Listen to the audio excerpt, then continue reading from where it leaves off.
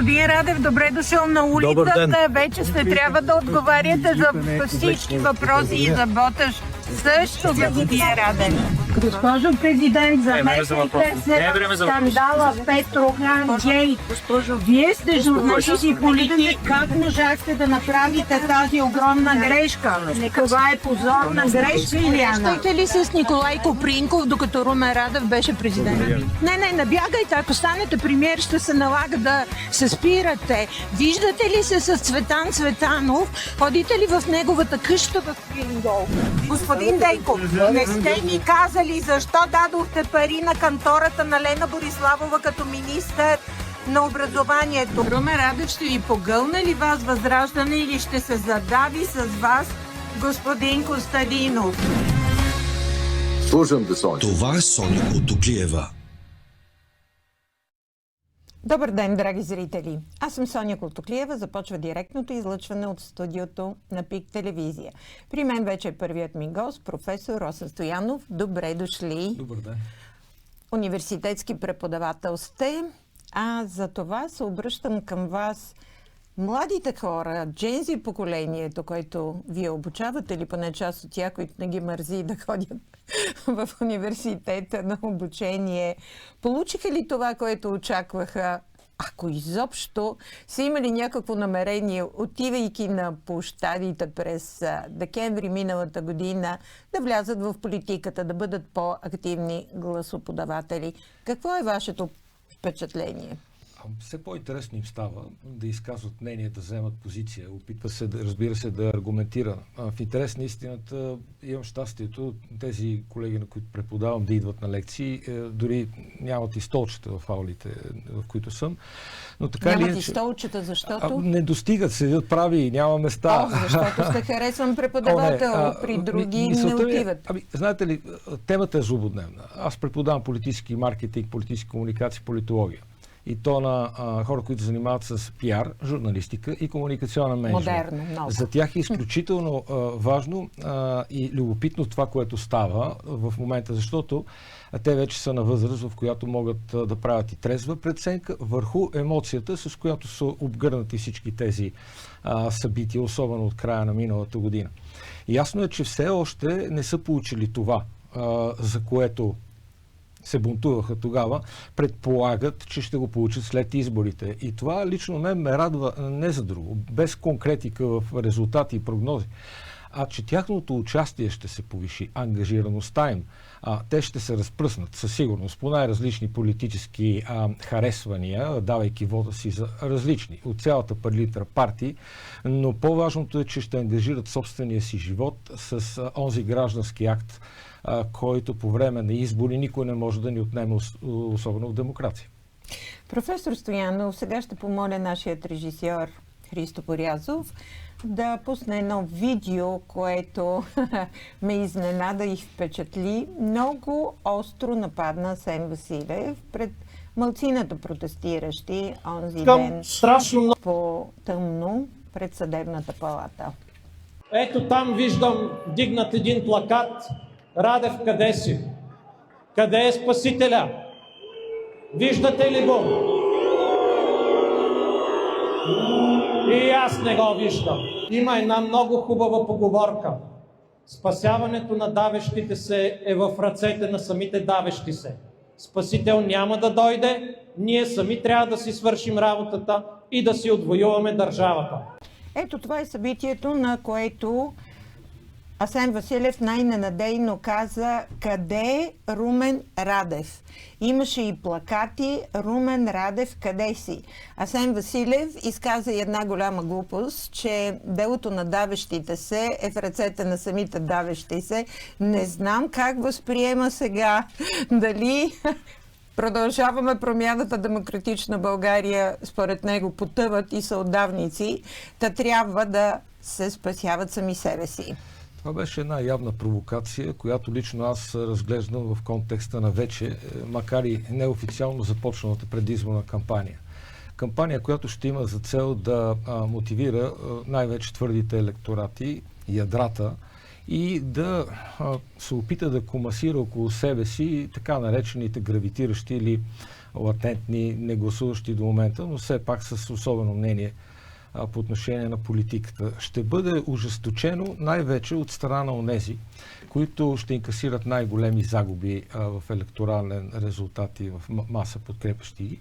А те вече се очертават от не едно и две социологически снимки, не казвам точно изследвания, по проста причина, че да проверяваме нещо, което липсва реално в политическият свят, като партия на Радев, е меко казано деликатна тема, но тенденцията е такава, че имаме един съществен спад, включително не само на екзотичните проекти в парламента, а и на въпросната коалиция ППДБ. И те ще бъдат най-гласни, така че да привличат върху себе си вниманието.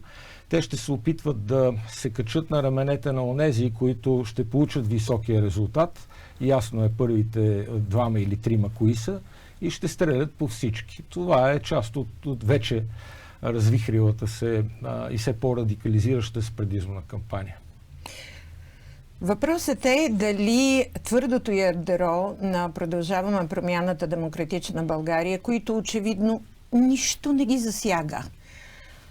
6 жертви в хижа Петрохан, на връх Околчица. Те не се трогват от това. Не приемат абсолютно никакви обяснения, нито от разследващите, нито от криминалисти, бивши, сегашни, за това, че е имало самоубийства и убийства.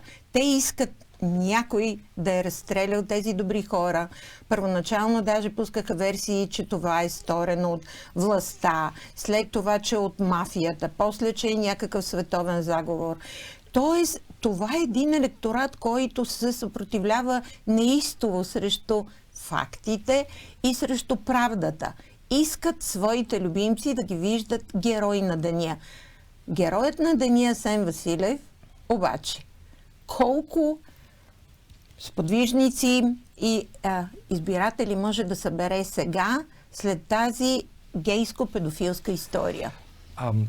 Ако позволите малко по-различна гледна точка в оценката на случващото се, определено са многогласни, високогласни, но не са множество.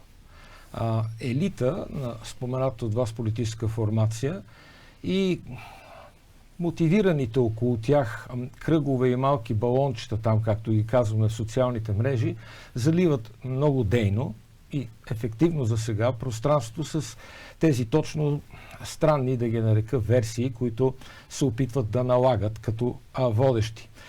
Усъмнявайки се в абсолютно всичко в световния мир и световния ред и галактическата подредба на планетите и съзвездията. Сега, ясно е, че трезви хора, интелигентни хора, разумни хора са гласували през всички тези години за ПП и за ДБ.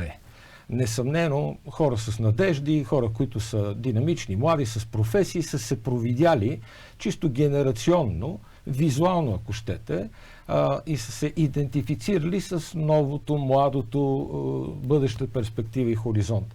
Сега обаче, при тази точно ситуация, искрено се съмнявам, че те ще продължат като едни хунвейбини да защитават партийното лидерство и ръководство, което тук смея да твърдя, че е факт, доста добре подреди своя елит на определени места.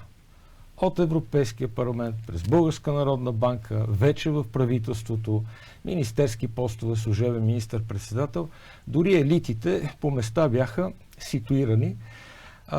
Легално, но колко легитимно е друг въпрос, в областните управи. Това е един много потресаващ, даже на моменти шокиращ епизод от цяла една поредица от сериал, който започна преди много време, тогава, когато те си разпределяха парите по техните асоциации, организации, неправителствени сдружения от Америка за България и от Отворено общество. Оттам са формирани тези кръгове в магистратските среди, в журналистиката, в бизнеса, къде ли не. Както казвате, вие изнесоха част от своя елит и в Европейския съюз, така че винаги, когато пожелаят да ударят политическите си опоненти, те го правят и през чуждестранни медии, и през трибуната на Европейският парламент. Да, генерира се един ресурс, който е сравнително свободен за всякакви такива обходни атаки, подмолни и отвънка провокирани да дойдат като едва ли не обективна новина.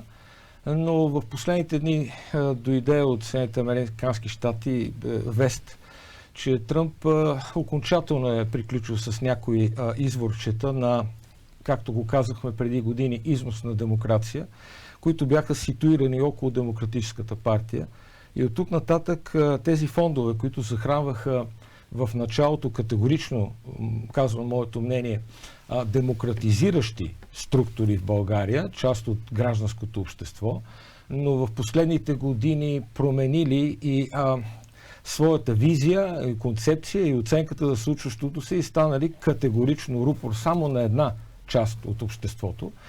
Тези финанси, след като спрат, ще има колапс, ще има още по-голямо изнерване в тези неправителствени организации. Тук отваряме една скоба, че гражданското общество се характеризира с такива активности. Безумно е да мислим, че трябва да бъдат забранени и спрени. Другият въпрос е как се финансират, доколко са прозрачни в отчетността си и доколко подобни, не искам да използвам средно богатия си речник на български като квалификация, случки и събития, подобни на онова в Петрохан, могат да и продължават паралелно с нашето сега говорене да съществуват. Какво ще се случи сега, след като се видя как извадиха всичките възможни ППДБ калинки, стари кадри, техни приятели, съученици, братовчетки. Ето Иван Христанов, One Man Show, който може спокойно да бъде наречен стендап комикът на държавата, след като тази титла принадлежеше на Елисавета Белобрадова, стендап комичката на републиката, сложи за своя заместничка партийна другарка. Даже аз извадих членството и в някаква организация по сексология и много секси сексология ми дойде в това правителство, при положение, че и министърът на здравеопазването е сексолог. Извадиха дещо можаха, близки и роднини. Сега ще видим и вътрешния министър Емил Дечев с кого ще замени началниците на ОДМВР в големите областни градове. С това ще изплуват ли, ще създадат ли хранителна среда, ще нахранят ли своите симпатизанти, ще увеличат ли подкрепата си или най-сетне ще прогледнат. Хората го видяха, но дали и техните симпатизанти всъщност за каква узурпация на властта става дума и за какво тотално лицемерие. Свидетели сме като че ли на най-доброто, което може да се извади от ръкава или от банката кадри. Ако това е най-доброто, лично аз съм скептичен по отношение на заявките, че ако, видите ли, получим цялата власт на изборите, ние ще управляваме по най-добрия начин. Така бих искал, опитвайки се деликатно да го кажа. Несъмнено, вижте, до година пък има местни избори. Представете си идеята за това, тук и сега за 2 месеца да опиташ да преправиш всичко, което е заварено, да влезеш в същината на нещата, в документите, в тайните на държавата, които дали или не трябва да се показват, не съм точно компетентен, и на базата на това да привлечеш още повече свои последователи. Всъщност, на преден план ти поставяш себе си като личност, със своята биография, с своята, да кажем, професионална характеристика, която е меко казано условна като доказателство на качество. Не всеки един от споменатите от вас, а пък и от още други представители на това служебно правителство с 2-3 прекрасни изключения, бих казал, може да се похвали с административен опит, с опит като човек, който управлява процеси на много високо ниво. По-голямата част от този кабинет са хора, които са поставени там по-скоро като някакъв жест към идеята за това, евентуално след тези избори, техният баща или родител, на ПП визирам само, Румен Радев ли? Някаква проверка, тест, дали е възможно такъв, ще си позволя още един български израз, карашък от хора да направят нещо заедно, в комбинация, изключвайки категорично някои от легитимните големи партийни субекти. Извадиха се от нафталина, извинете, някои хора, далеч забравени, и то забравени с това, което не са направили. Нека да го кажем, или неща, които не са направили добре. Един пример да посочите, моля. Ами знаете ли, не бих искал да именувам някои хора, ще се засегнат, тъй като техните нежни чувства са много раними, но всеки от вашите зрители и читатели може много добре да си направи аритметика колко от настоящия служебен кабинет в последните 10-15 години са виждали по екраните и е бил деен участник в обществения политическия живот. Има едни такива препратки към старото, изконно синьото. Има някакви заемки от лявото. Един реверанс или може би поклон към Радев, договорка с Борисов за военния министър. Тоест имаме едно сглобяване на частичките от пъзела, но не винаги пасващи точно на другата частичка. Бойко Борисов, според мен, направи историческа грешка с това, че ГЕРБ-СДС оттегли подкрепата си от кабинета Росен Желязков и беше принудено правителството да подаде оставка, както и някак си много набързо да се съгласи Атанас Запрянов да остане министър на отбраната, за да може да подхвърля, например, пред журналисти Николай Денков, ама това е ГЕРБ правителство. Добре, че обясни все пак пред кметовете на партията си в Стара Загора, че Румяна Бъчварова отдавна няма нищо общо с ГЕРБ. Така че трябва да бъде по-прецизен и по-внимателен. Ето, дори Илияна Йотова, която на минутата обяви, след като прочете папката с имената на министрите Андрей Гюров, ще подпишем по този начин, не ще подпиша, ще подпишем указ, не знам с кого се съветва, за да е в множествено число. Дори не даде един ден възможност на службите, на МВР да ги проверят и гръмна бомбата с Сотир Цицелков. Беше грешка от страна на ГЕРБ това, защото очевидно, че надделяват, продължаваме промяната Демократична България на този служебен кабинет. 28 областни управители са от партиите от тази коалиция. Знаете ли, ако можем да се върнем, имаме комфорта на вече изминалото време, за да дадем по-далечена, по-претендираща за обективност оценка, основната грешка беше в формирането на всички тези отделни пера, които съставиха бюджета. Там беше основната грешка на коалицията, която управляваше към онзи момент страната. Недовършването на разговорите с партньорите от Тристанката, и оттам вече нещата се случиха като домино. И другото, по отношение на военния министър, аз прозирам тук малко по-стратегическо мислене. Защото не трябва да забравяме основните фактори. Първо, напрежението, което се ситуира около Иран и ние като основна точка, която частично замества отказалата Турция да участва в всичко това. Второ, стратегическия проект на американците, които в момента процедират за закупуване на целия Лукойл в света, включително и нашия. И трето, да не забравяме ядрената ни енергетика, която вече ще бъде захранвана от американско ядрено гориво и те ще строят още 2 ядрени блока. Тоест, това е стратегически поглед напред, който изисква устойчивост в това правителство на най-важния фактор, който ни връзва директно с НАТО и там с щатите, именно военно министерство.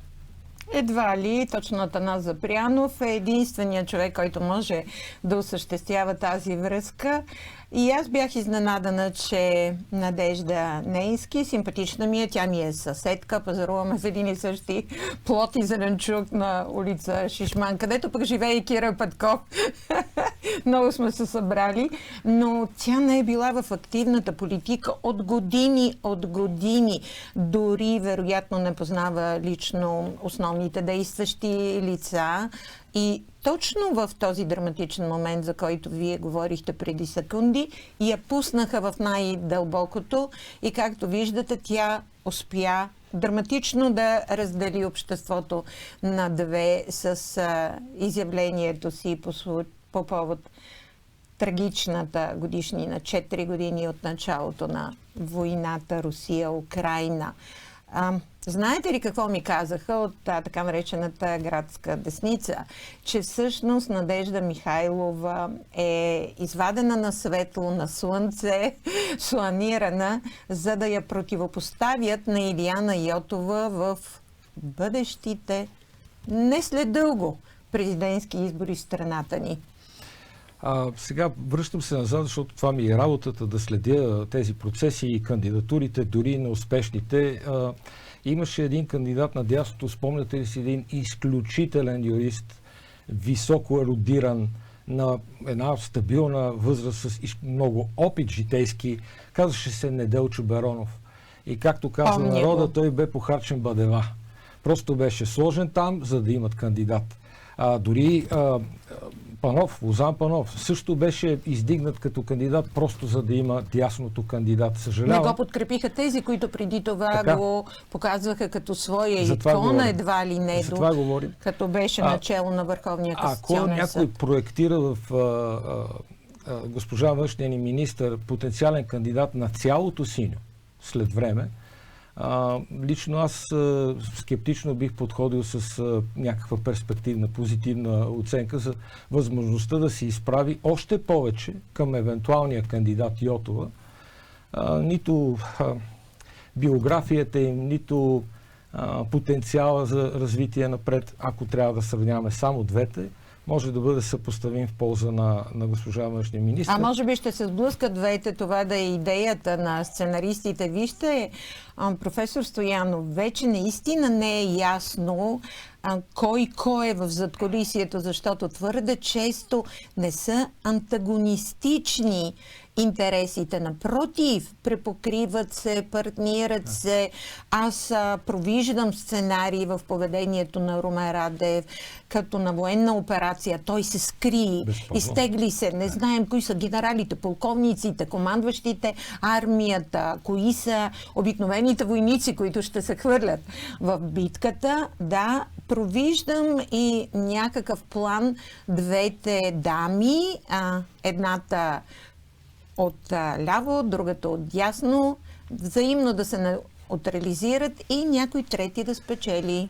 Би било интересно този сценарий, който вие описвате. Нищо не е невъзможно тук и сега се оказва. Лошото е, че не персоната, нейната проактивност, желанието лично, индивидуално да даде нещо на обществото ще е водещото, а отново и не само този и други сценарии водят след себе си извода, че е възможно някой, дори на важна позиция, да е пешка в нечия чужда игра. Това е особено тъжно. Дори ако оценим появата на Радев, той се отказа от президентската институция тогава, когато правителството подаде оставка и когато беше ясно, че ще имаме нови избори. Той не предизвика оставката на правителството и предсрочните избори. Той се възползва ли? Чисто хронологично е така сега. Дали някой казва, че това е добре от гледна точка на спомената вас военна стратегия и тактика, други, които пък не харесват особено Радев, казват, това е истина, което току-що споменах. Въпрос на лична интерпретация, на гледна точка. Дали сме свободна държава, всеки има право да има такава. И за това живеем в такава перманентна какафония. Да, за съжаление. Защото така. Няма лидери на общественото мнение. Дефицит определено. Освен това, според мен, поне в последните няколко седмици, сме свидетели на един антагонизъм между заявката за абсолютно прозрачност от една страна на Радев, за това, че ще прави нещата по коренно различен начин от онези статукво, естаблишмент, както той ги нарича, олигархия и модел, а всъщност се възползва от тези трикове, тези тактики, това нарочно мълчание, този маркетингов подход, за да ситуира себе си в пространството. Тук има едно противоречие, което трябва да си го кажем, че съществува. Вие, като човек, който познава политическите процеси в България, детайли през последните години, как бихте оценили дали тази негова стратегия скри шум, без да казвам абсолютно нищо, в последния момент ще съобщя кои са партиите, на които ще стъпя, кой каква роля ще заеме, е печеливша или напротив, Румен Радев се стъписа се. Това бе валидно тогава, когато нямаше толкова развити социални платформи. Тогава, когато дори месец-два не стигаха да извадиш от всякъде някакви документи, за да атакуваш опонента си днес, той ще е принуден в дори последния момент по закон да регистрира своите листи. И този месец на предизборна кампания в тази дигитална среда е предостатъчен, ако някой има данни за някого от неговите, да развие една, да я кажем, негативна или антикампания с аргументи и с факти.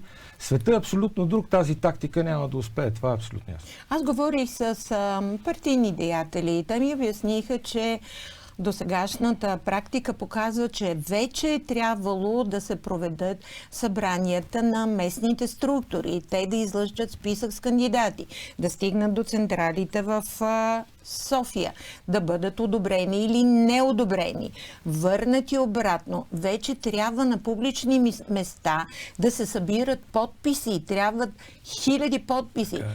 Така че нищо подобно не се вижда. Всичко е в нелегалност, което пък препраща към едни и други години, следствие на които 40 и колко години бяхме. Борба. Това от една страна. От друга страна, все още Радев няма партия, не може да има партийни структури. Ако той залага на някакви никому неизвестни, чрез чието регистрация ще участва, те пък също поради липса на финансиране, тъй като не са минали 1%, най-вероятно, предполагам, за сега не знаем кои са те, но най-вероятно те пък въобще нямат ресурса да правят онова, за което вие говорите. Явно тук ще имаме отново модела на ракетата носител. На човека, заради когото абсолютно или ако не абсолютно в голяма степен по емоционални подбуди ще гласуват множество хора, пък след това вече, като започнат да излизат един по един и да гърмат някои кандидатури.